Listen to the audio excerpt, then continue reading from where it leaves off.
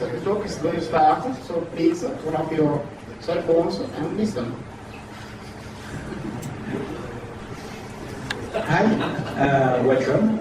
I will tell, my talk is about doing web API mashup in Python application. So if you want to follow the slide, the URL is at the bottom. So what about me? I just joined Google in the developer relation team based in Zurich this year. I'm focusing on Google App Engine and Google APIs.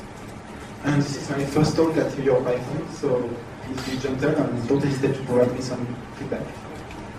And this is my Twitter account and my profile. So the agenda of the session is first I will tell you how to call web API in Python. Then I will explain a bit about OAuth2. I will tell more to you about REST API. And at the end I will explain you how to do simple mashups. So, how to call web API in Python. So the first way you can call an API in Python is an API using an anonymously. You can call an API anonymously. So some API do support that, so they don't require you to identify either your application or either the user of the application. So it means that you have no application identifier, no credential, and usually when you are using an API like this, you have some limit of the usage and some quotas that you can't go through. So who is familiar, for the sake of this I will choose one example for this presentation. It's the Google URL shortener API. So anyone knows about the Google URL shortener? Everyone has used the API before? Obviously we'll know something in this presentation. So here is how to call the Google URL shortener API. So you do a post, you do a simple post to this endpoint. And in the body of the post you pass a JSON structure with the URL that you want to shorten. And you get back a new URL with shortened and also a link to the long one. So here is how to do this in Python. So this example is using HTTP2, which is a library which helps a lot for doing this kind of stuff in Python. So you just build an HTTP object using the HTTP2 factory method, and then you call the request method like before, with the JSON as the body. You specify its content type, and you get back JSON structure with the result. So another way to call an API is using an API key. So for that, usually you have to register your application into the service. So by registering your application, you allow the service to identify your application. And that means that the service will provide you more quota, and also give you some stats on the usage of the API that your application is doing. So an example of this is the Google API console. In this you can see, you can generate the API key for each Google API, and you can see usage of your application. So how do you do a request with using an API key? So it's very simple. You just put a key argument at the end and do exactly the same as before. So first you get with the JSON body and you get the JSON back. So using HTTP2 is the same. You just append the key and do the request like we've done before. So another way to call an API is using OAuth2.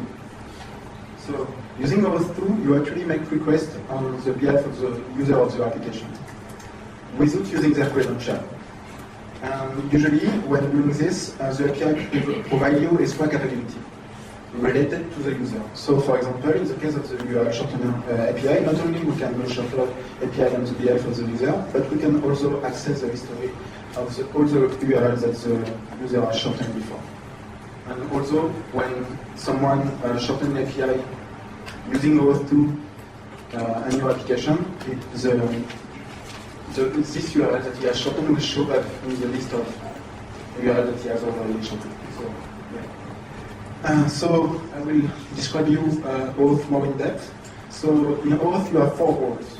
The resource owner, which is the user of your application, the resource server, which is the API, the client, which is your application, and the authorization server, which is Google. In the case of this example, which is Google Auth. So next is a pretty nice graphic showing how those dance work. So it came directly from the spec of I find it pretty, and I couldn't find a better graphics without doing it myself, so I just pasted it here. So we'll go through it together. So this is your application. So the first thing is that you need to get some kind of authorization grant from the user. Usually it's a code. So you ask the user, are you okay with my application making requests to this API on your behalf? And if the user is okay with it, it gives you a code back. And this code basically materializes the fact that the user is okay with that. So then you can use this code and exchange it for an access token to the authorization server, in the authorization server. So you just send this code to the authorization server, saying, hey, this user is okay with me using this API on his behalf, and you get an access token back. And you also provide your credential here. So you provide the grant, you identify your application, and you get an access token back, encapsulating the promise that your application is able to make call on the user behalf. And then using this access token, you can directly make API call to the resource server, and you get access to a protected resource. So is it clear? Or yes. So I will show you how it works in more details. So there is a way that we could get a grant from the user. So we just redirect the user to the authentication server. We identify our application there by specifying the client ID. We specify the redirect URL, which will be called by the authorization with the authorization grant. And we specify the scope, which is which API, which type of resources we want to access on the behalf of the user.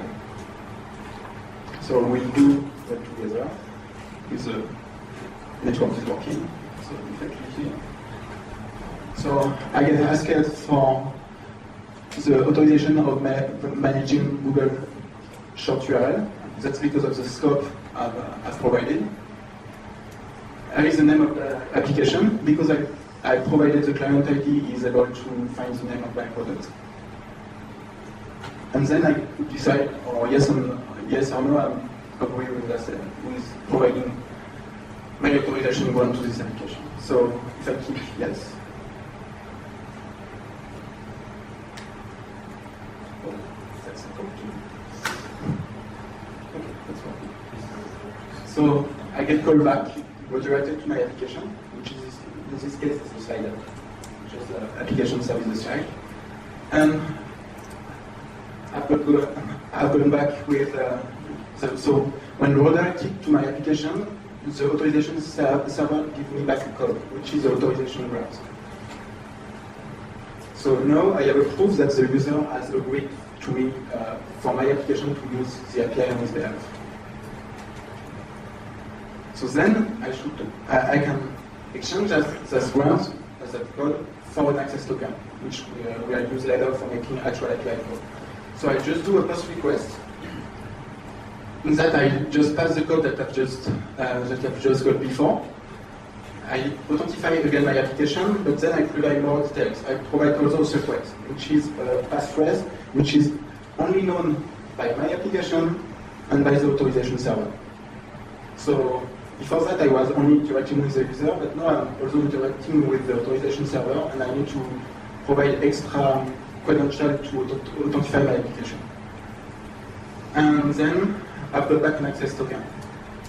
The access token doesn't lie forever. It usually has an expiry time attached to it. We also provide Both also provide a refresh token, which I can use later in order to get a new access token. So how do I use the access token? I just put it into the authorization header standard with the auth prefix, and then I can access. So in this case, I make another request to the URL shortener API. Now I ask for the full history of the user, and I get back a JSON structure representing all the URLs that the user have shortened. So here you see the first call that we made at the beginning. So how do we do this in a web application?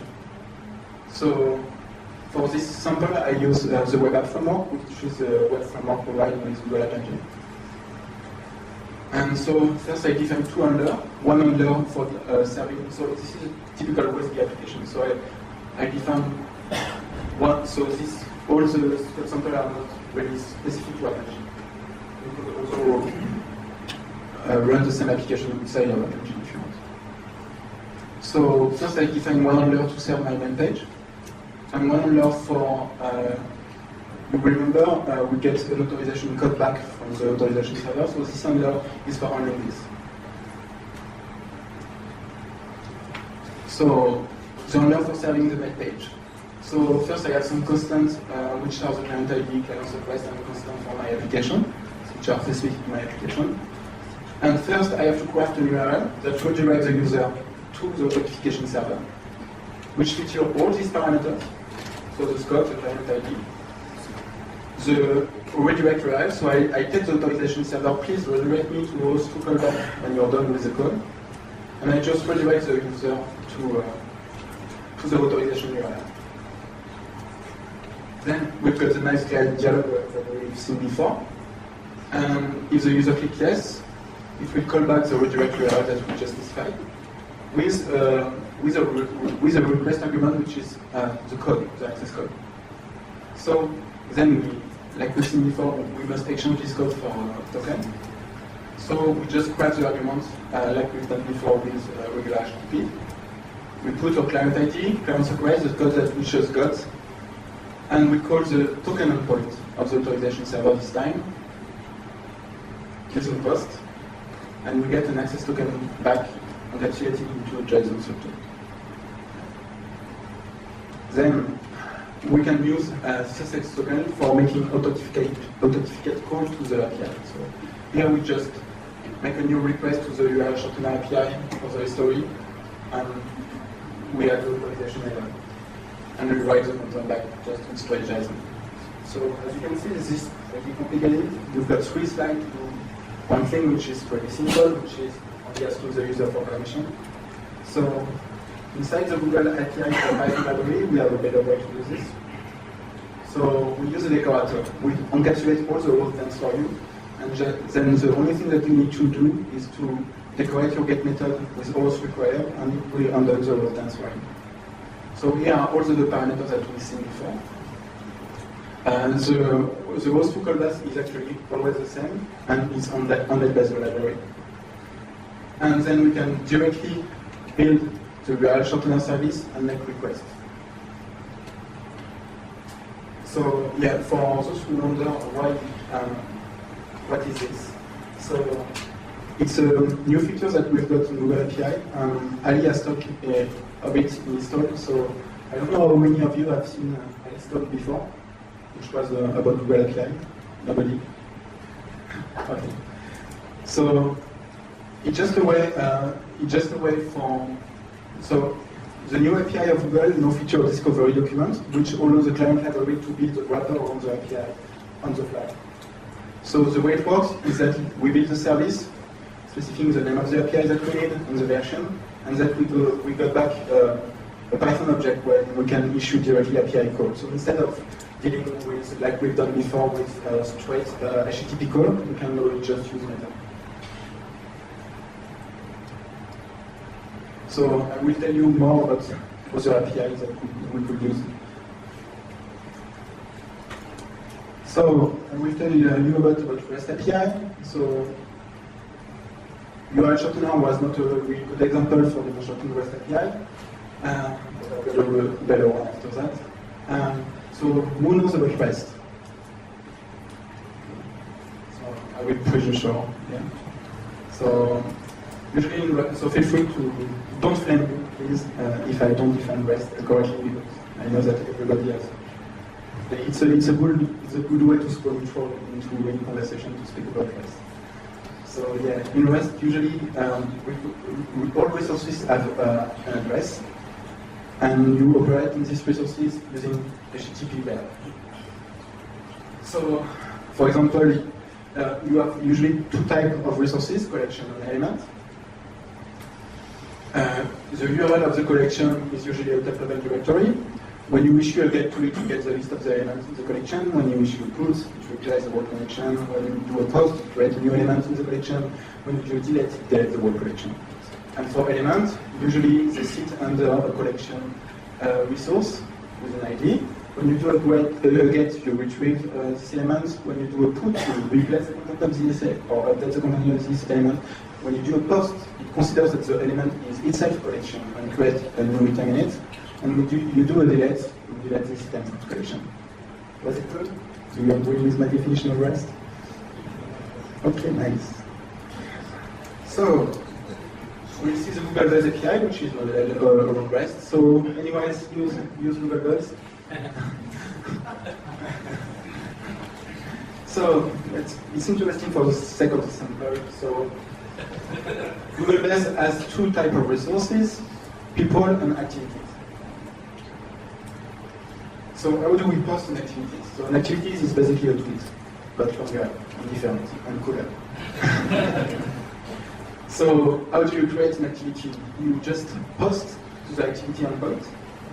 You provide the authorization token that you've got swore off. And you pass the activity as an JSON object. So is anybody still listening to the code? How do you get the list of followers? So you just issue a get to the people endpoint, the people collection endpoint, and then you've got the list of friends. But apparently I haven't got any friends. So we now see how to make a mashup between the two APIs that we've seen before. So the URL shortener one and the Buzz API. So in our case, it's easy, because we've got multiple API, but we are still using the same authentication server. So we got two APIs, the Buzz one, the URL shortener one, but the authentication server for the two is Google Auth. So it means that we can request more than one scope to the authentication server when we first recognize the user.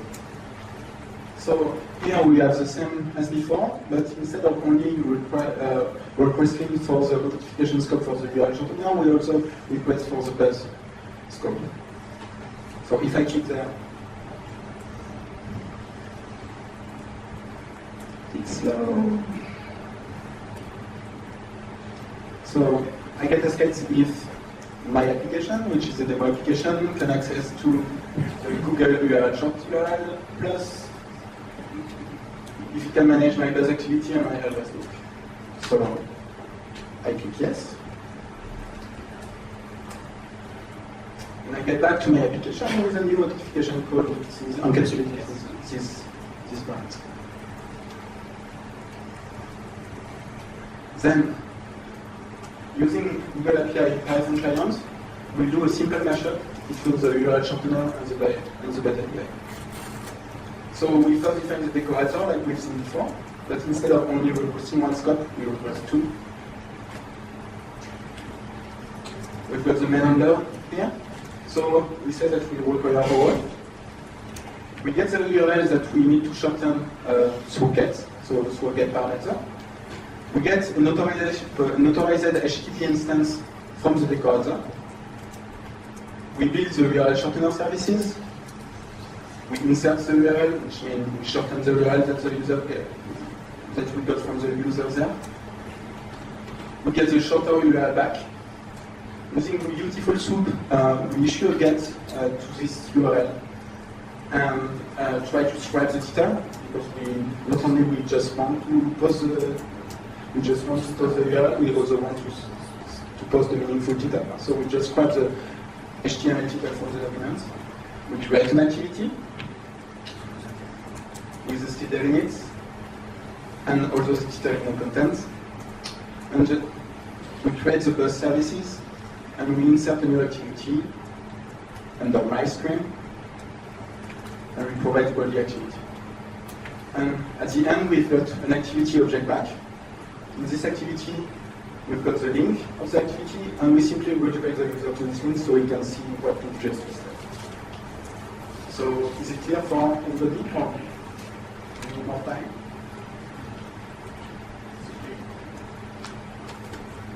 Okay. So, we'll do a quick demo of this simple mashup. So, when we get this URL, it should post this kind of activities.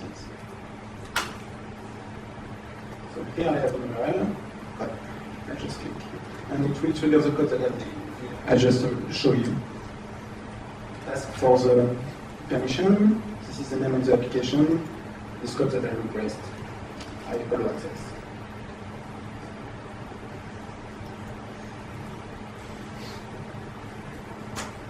Please work.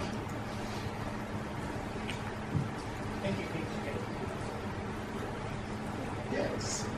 And he posted a buzz activity with this link. If I click on this link,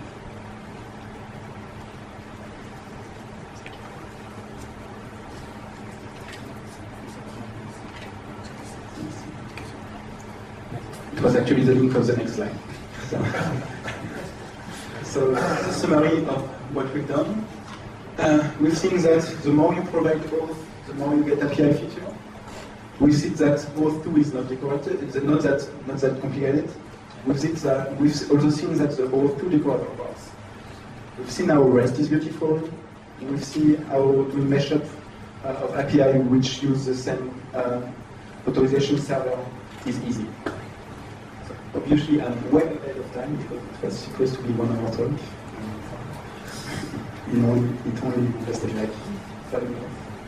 But if you have any question, and feel free to provide feedback Twitter or on my profile. So this is my first talk, and I'll be glad to hear more advice on how to make this 1 hour long.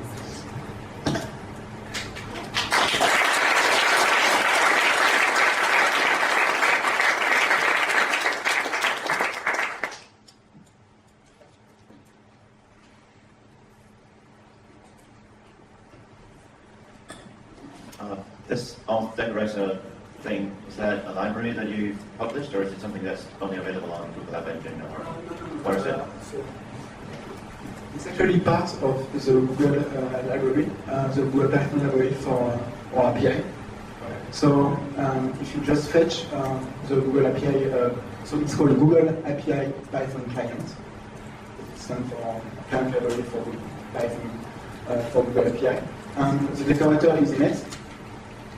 And it's not tied to Google Auth server. So you have actually, if you go into the source code, you will see that there is a name parameter for the host server. So if you want to do the host dance against another server, you can.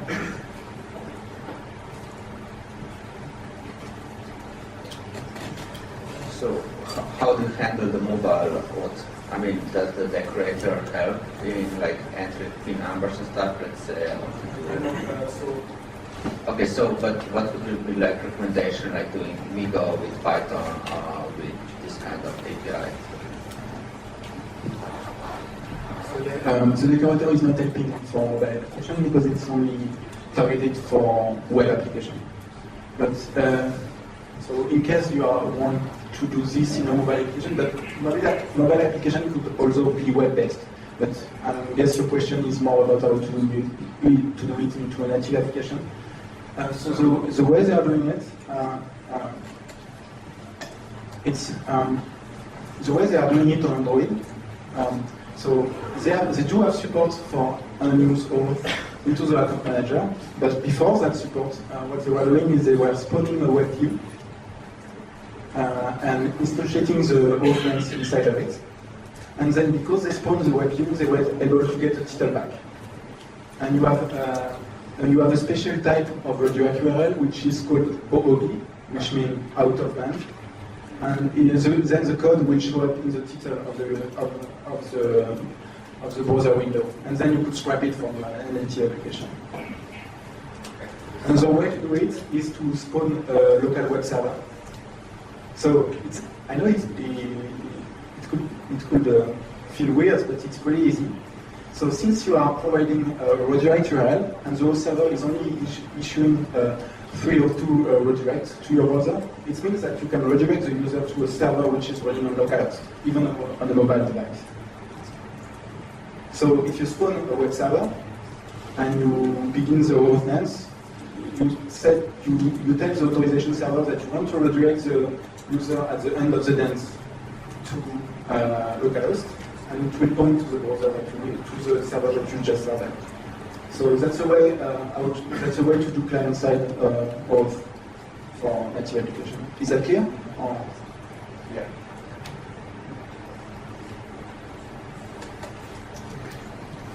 So what exactly is the purpose of that client secret key that you need to use to do OAuth? And as a follow-on question, how does that affect people working on free software, where you kind of have to embed these things in something that everyone can read? So how is it really still secret? So the secret is so it's a very good question. The secret is for the application, so for the authentication server to really recognize your application. So it's provided. So in the case of the open source project, I will recommend to split the code and the incarnation of the application. So if you distribute the code of the application, you should not distribute any client ID or client secret value. Instead, you should provide instruction for people to be able to generate a client ID and a client secret themselves for their own instance of your application. So yeah, if you do an open source project, it's more about, since your project will be duplicated, it's more about telling people how to build, let's say, a product with your code, and in this incarnation of this product is using the credential. Is it clear for you? Almost. Yeah. So I just wonder, if it's only to uniquely identify the application, then I suppose you'll be doing different things depending on whether you're building a library to talk to the thing, or whether you're building an application. Because it's going to really suck if you just to use an application, every single user will have to go and get No, I'm not saying that. I'm saying... but if you're building a library, then it makes sense that anyone building an application based on the library will have to do this. Yeah, but if you are doing, for example, an application which requires for some permission from some API, you as a distributor of this application should provide in a packaged version this client secret and this client ID. But in the source, it doesn't make sense to provide them. Because in the source, the source is about allowing people to clone your application, to study, to modify, and to redistribute it with their modification. So, with free software projects, there isn't really any difference, because the source is, in a table, and the table is how I get my software out there, at least to Yeah, but at least for example, I was much wondering about, for example, if you store your application source code in GitHub, I will not store the credentials there. Right. I will store them in the packaged version because we need them in order for the application to function, but it doesn't make sense as a receipt to distribute it with the source. It's more about the incarnation of the source rather than if you can think about the difference as the same of when you have source code and a compiled version. Right. So when you provide an executable, you can still have free software with an executable and then provide the source code as well. So even if it's a Python application and compile doesn't mean anything anymore, but I would propose to do the same separation. So in your source code, you don't store any credential. In the packaging version, you store the credentials that are necessary to modify your application.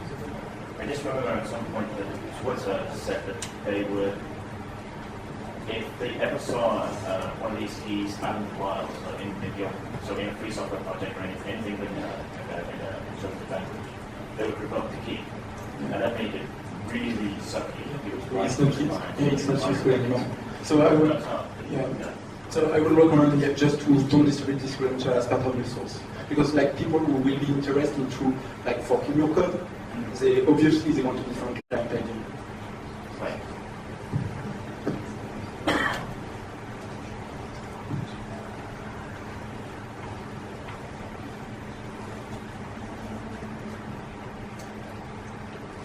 Any more question? Is it okay? Nice. Thank you.